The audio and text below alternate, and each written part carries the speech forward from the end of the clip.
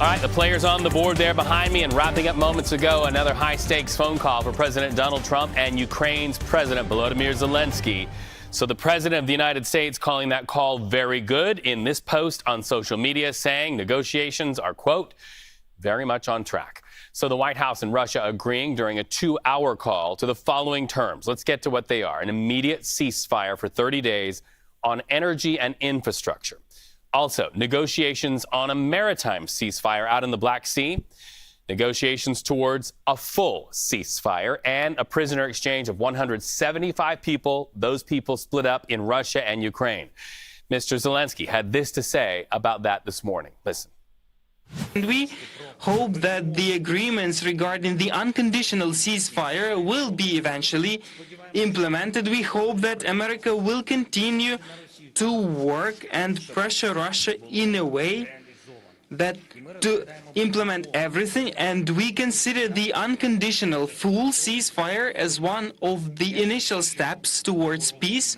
And I believe that this year the war can end with a dignified peace. But the security guarantees are definitely needed. Otherwise, Putin will come with the war again. That is his essence. That is his essence, he says. Well, despite that partial agreement, both sides playing the blame game this morning, and you can see fire raging there. They're both accusing one another of overnight strikes. This video to our monitors shows an oil depot engulfed in flames. Russia blames Ukraine for that. Meanwhile, Ukraine blames Russia for unleashing a drone attack, they say, on a hospital. So a lot to take apart here. CBS News senior White House reporter Jennifer Jacobs joining us. Now, Jennifer, you know, you can't talk about Trump and Zelenskyy, especially seeing you there on the White House lawn, without referencing that off-the-rails meeting between the two at the White House. What did we learn from Trump's Truth Social post about his call with Zelenskyy this time? Well, it was their very first conversation since that meeting in the Oval that did go off the rails. And there's a couple interesting things that I can point out in the president's post.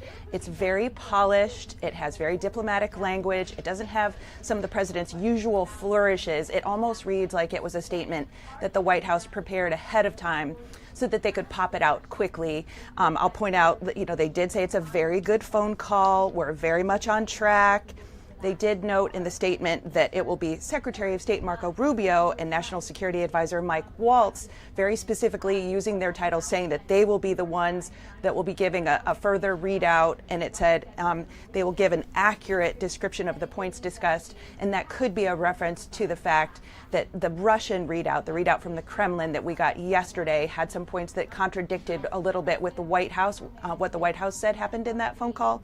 So the White House put this statement out very quickly, letting reporters know this is our read on things, this is our take on things. We'll give you more soon. You know, President Zelenskyy has said often, and he has cited many instances where Russia will agree to certain terms and then they violate the terms, according to Mr. Zelenskyy. He even seemed to echo that in that statement that we just played, saying it's in the nature of Vladimir Putin to do this. As far as the White House goes, how confident are they that these terms will hold? I just asked one of my sources that exact question, and I was told cautiously optimistic. They're working very hard to be diplomatic. There's not much trust, if any, between President Zelenskyy and President Putin. And President Zelenskyy is a very fiery person. He's very passionate about his country and the things that are happening in his country, and his anger is very strong. The Trump White House is working to calm some of that passion, to cool things down, to get to some agreements. The POW exchange was agreed to. That transfer has been made. President Zelenskyy confirmed that. So there's a lot of effort to try to build a little bit of trust, piece by piece, in a progression, because President Zelenskyy has been passionate about wanting more sanctions on Russia from the West, given that President Putin didn't agree to the full ceasefire that President Zelenskyy agreed to in just a week ago. So Right. His point was, hey, he didn't agree to it, we should hit them with more sanctions. And the White House is now saying, you know, let's try to get there. We're working on it. All right, so let's forecast this out into the coming days and weeks. Big if here, we know that. But if a ceasefire is reached, Zelenskyy, even Trump's special envoy, Mike Waltz, they both point to step 2, which will be going to a meeting with a team that's so-called the technical team, set to meet in Saudi Arabia next week. What is that technical team? What are their marching orders?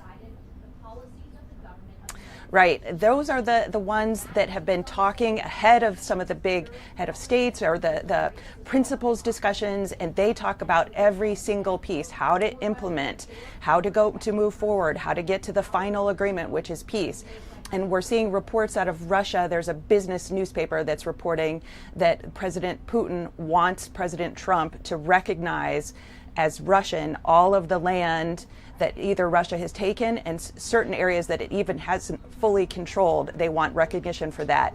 That wasn't discussed in the phone call yesterday between President Putin and President Trump, but that newspaper out of Russia is reporting that they're signaling that they want that. So I would assume that that's one of the things the Russian technical team will bring up in Saudi Arabia, some of those things that maybe didn't come up on the phone call that the Russians want.